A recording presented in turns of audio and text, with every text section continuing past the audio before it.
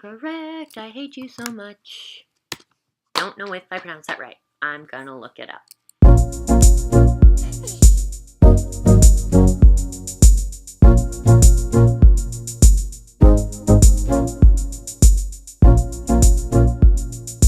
What's up, my dudes? Welcome to another episode of This Week in Art for the week of...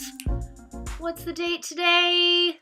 November 26th, 2018. Hope you all had a lovely holiday week celebrating in whatever way you like to celebrate. Hopefully you got some time off work, got to spend time with family, enjoy some good food. Personally, I always look forward to Black Friday because I have a tradition that involves getting together with friends and wearing all black and going out and doing fun things like going to art museums or, nature-y stuff.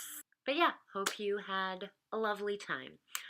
Art news! All right, story number 1 is actually an update of a story from last week's This Week in Art video involving Trevor Paglen's Orbital Reflector, which is a artwork that is preparing to be sent up into space. It is going to be sent up alongside a bust of NASA's first African-American astronaut. So we have 2 art objects being sent up into space at the same time in the SpaceX Falcon 9. Once it is launched up into the air and reaches 350 feet outside of Earth, Paglen's orbital reflector is going to be released from the rocket, and there it will inflate like a balloon, and it will orbit the Earth for a couple months before disintegrating. It's going to be reflective. It will reflect sunlight. It should be as bright as a star in the Big Dipper, so you should be able to see it.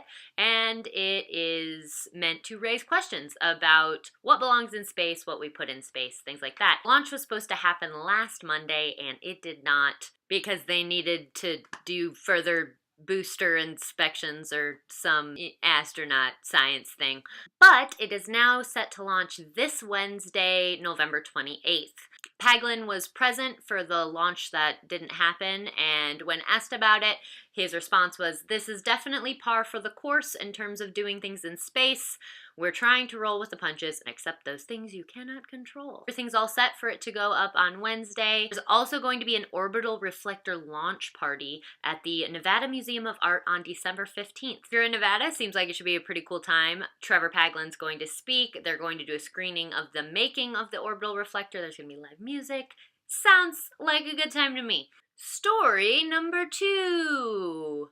Macron! So the president of France, Emmanuel Macron, made a statement about a plan to start working towards full repatriation of African artworks that have been looted by the French government. I'm not gonna get into my thoughts on Macron. I honestly don't know enough about him. I know that he has been criticized for a whole lot of things, and he's also been praised for a whole lot of things. I heard his current approval rating is really low, but regardless, I think this is pretty dope. In an effort to strengthen France's relationship with African countries, he commissioned a research study to be done to help determine how France can start to repair, all the awful things that have happened because of imperialism. The study was authored by French art historian Benedetta Savoy and Senegalese writer Felwine Sarr. And essentially what the study concluded was that the best way to approach this goal is to move towards full repatriation of looted artworks that are housed in France that, essentially don't belong to France. Seems really straightforward in my opinion. I've talked about repatriation on the YouTube channel before. The way finances and law is all tied up in to cultural heritage is really complicated. So obviously it's not as easy as just being like, here, have this back.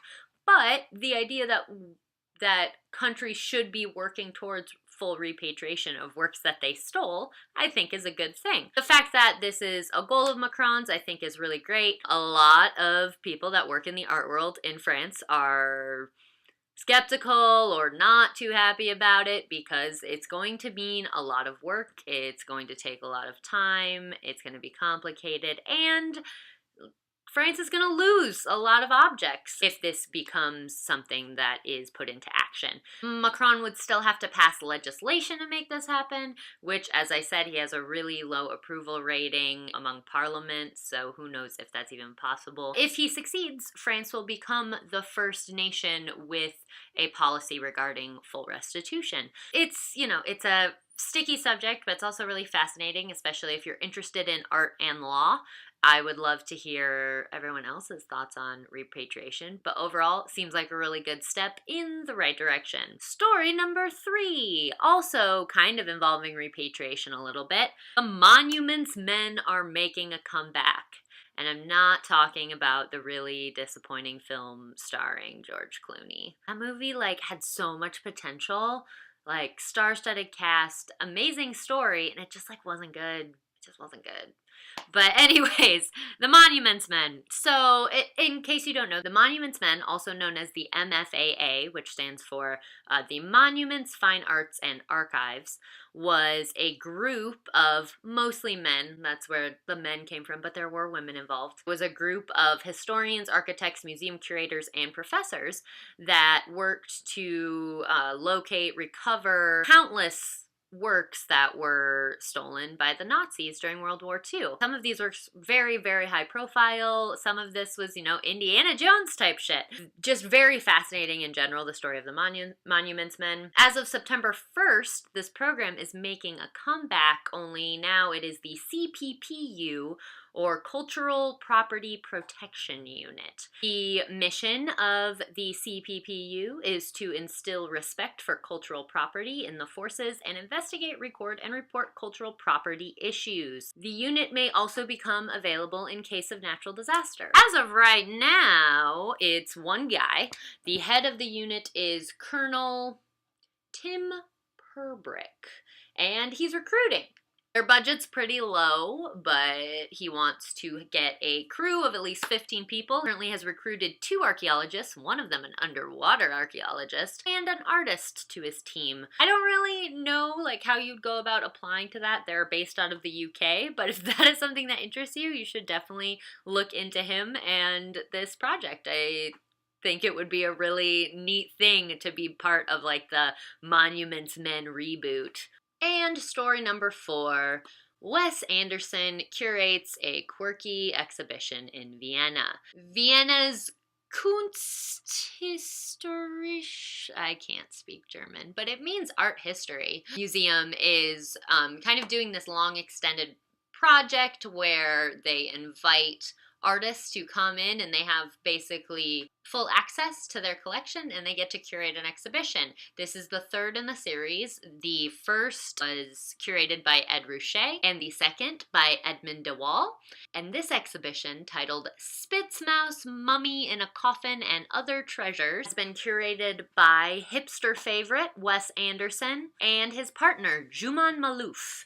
From what I can tell, the exhibition is pretty much exactly what you would expect from Wes Anderson. It is curated very much according to creating a very clean yet quirky visual environment. There's apparently a room that's all green objects. A lot of things are aligned according to height and width. The groupings they're put into are not particularly thematic. A passage from an article written about the exhibition, which will be linked down below for you, written by Benedetta Pini, states, Anderson and Malouf have left behind all history of art logic to exclusively follow their tastes and their intuition. There is no hierarchy, chronology, or topography. To guide this 5,000-year-long journey, there are visual and chromatic suggestions, but also moods and connections suggested by the objects themselves. There is a trial and error logic that invites us to look at the old in a new way. Which is cool. I really like that. I really like this idea of not necessarily focusing on the historical context of the object and trying to mix objects from different times of history, and really, you have to look at them just purely as objects if you're going to go about curating an exhibition this way. It's just pure aesthetic, what is the image we're looking at. What is the object we're looking at? Like, what are its lines? What are its colors? And it kind of strips away a lot of that deeper historical meaning we want to give it, which is valuable in its own way, and I think could probably lead to just a really interesting visual experience. So if you're in Vienna, check that out. The exhibition's also going to end up in Milan in collaboration with the Prada Foundation in 2019. So if you're in Vienna, or if you're going to be able to make it to Milan, check it out. It looks really fun and cool. And I'm a sucker for Wes Anderson. I mean, Royal Tenenbaums, come on. That's classic. That's classic stuff.